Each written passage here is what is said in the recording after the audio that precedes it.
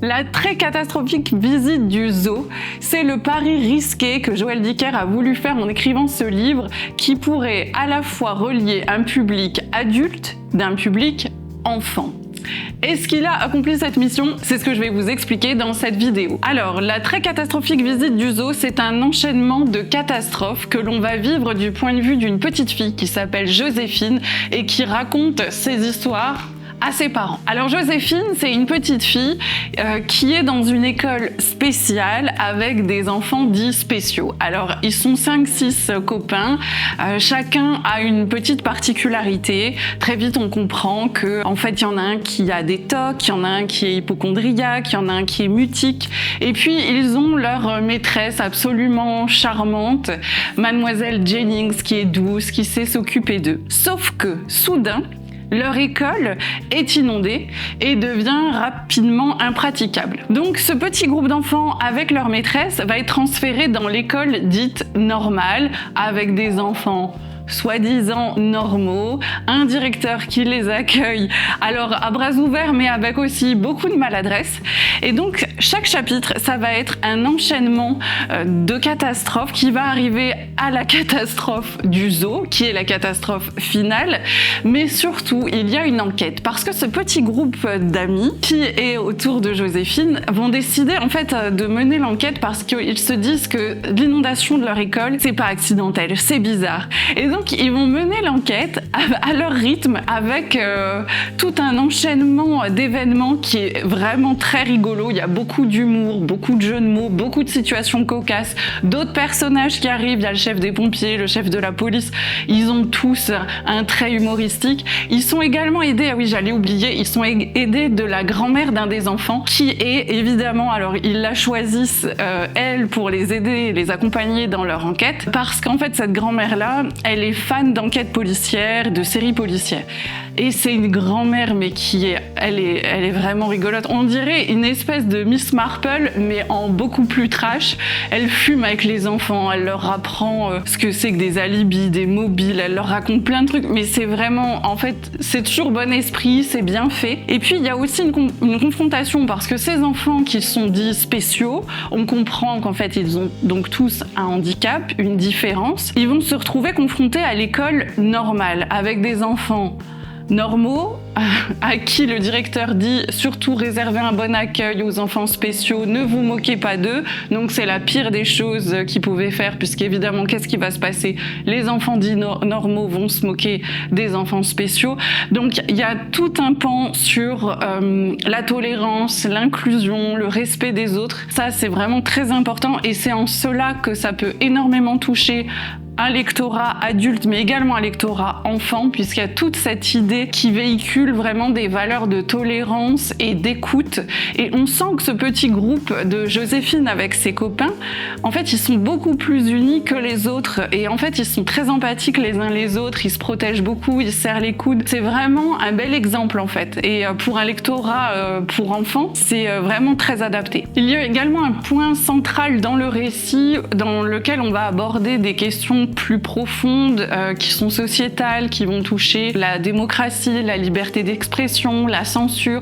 Et en fait, les enfants spéciaux, ils incarnent une forme de minorité qui va, sans le vouloir, bousculer cette majorité qui a des avis bien tranchés et qui a une approche assez bien pensante et qui est finalement assez discutable.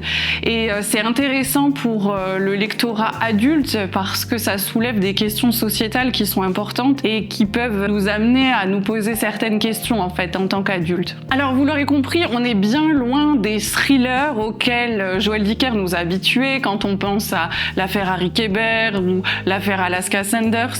On est très très loin de tout ça, il le dit d'ailleurs régulièrement en interview. Il dit si vous voulez des meurtres et du sexe, c'est pas dans ce livre-là, vous l'aurez compris, que vous en trouverez. Son pari c'était vraiment de toucher un lectorat de 7 à 102 ans, c'est ce qu'il dit. Je sais pas, je me suis posé la question, moi en tant qu'adulte, j'ai aimé l'histoire parce que l'enquête est très intéressante, elle est cocasse, elle est pleine d'humour, elle est intelligente, elle aborde des thèmes profonds et secondaires avec des niveaux de lecture différents, donc ça j'ai trouvé ça intéressant. Maintenant, c'est difficile de vous dire si j'étais une enfant, est-ce que j'aurais apprécié le livre, parce que je ne suis plus une enfant, même si j'aimerais bien des fois encore l'être encore un peu. Mais c'est sûr que si je l'avais lu à 7 ans, je pense que 7 ans c'est peut-être un petit peu ambitieux. En tout cas, j'étais probablement pas une lectrice suffisamment aguerrie pour aborder un tel ouvrage à 7 ans. Mais en tout cas, je pense que j'aurais aimé le lire à 10 ou 11 ans. J'aurais aimé le découvrir. Pourquoi ? Parce que c'est une enquête. Malgré voilà, toute l'ambiance humoristique, il y a une enquête de fond. Donc ça, je pense que les enfants, ils peuvent vraiment se laisser prendre au jeu. Moi, c'est quelque chose que j'aurais aimé. Et surtout, alors c'est un argument absolument genré. Vous me direz si c'est entendable ou pas. Mais l'héroïne, eh ben, c'est une fille et moi j'adore voilà, quand les filles sont au premier plan. Et effectivement, cette petite Joséphine, elle se pose un petit peu comme le leader de la bande ou la leaduse. Et en fait, elle est absolument adorable, elle est perspicace. Et ce que j'ai beaucoup aimé aussi, c'est qu'en fait, comme il a écrit le livre du point de vue de Joséphine, on est du point de vue d'une enfant et je trouve que c'est toujours compliqué pour un auteur de raconter une histoire du point de vue d'un enfant sans tomber dans un discours qui est un peu infantilisant, un peu bancal. Et en fait, là, pas du tout. J'ai pas ressenti ça. L'écriture est fluide, elle est vive, mais en fait, c'est l'écriture de Joël Dicker de toute façon. Donc, en fait, j'ai trouvé que c'était un bon dosage et c'était bien fait. On tombait pas dans des travers de on est du point de vue d'une enfant, alors on va voir les choses de manière un petit peu, je sais pas. Non, là, vraiment, je trouvais que la narration était bien équilibrée. Est-ce que Joël Dicker a réussi ce pari risqué de réunir deux lectorats, les enfants et les adultes? Est-ce que ce livre est multigénérationnel comme il le souhaite? Je pense que la réponse est oui, je pense qu'il a réussi et bravo Joël Dicker. Maintenant, c'est pas forcément le livre que je pourrais lire si maintenant il ne faisait plus que des livres comme ça. Je ne sais pas si je le suivrais à chaque fois. Moi, j'aime bien les bons thrillers comme il nous a habitués à les faire. Mais effectivement, je trouve que c'est une très belle lecture. Et puis, dans son épilogue, il dit une chose très importante, c'est qu'il veut surtout, et c'est ça je pense qu'il faut retenir derrière cette très catastrophique visite du zoo, c'est qu'il veut vraiment donner l'envie de lire et il est toujours très attristé, en tout cas assez surpris de voir à quel point les gens peuvent parfois délaisser la lecture et se priver du plaisir de la lecture au profit d'écrans et de la surabondance d'écrans que l'on peut retrouver de nos jours, et je m'inclus dedans évidemment. Il le dit dans les transports en commun, les gens sont vissés à leur téléphone alors qu'ils pourraient lire peut-être pendant des heures et voyager grâce à la littérature. Donc dans ce livre-là, je pense qu'il y a aussi cette idée-là de construire un vrai plaidoyer pour la lecture et la lecture à tous les âges.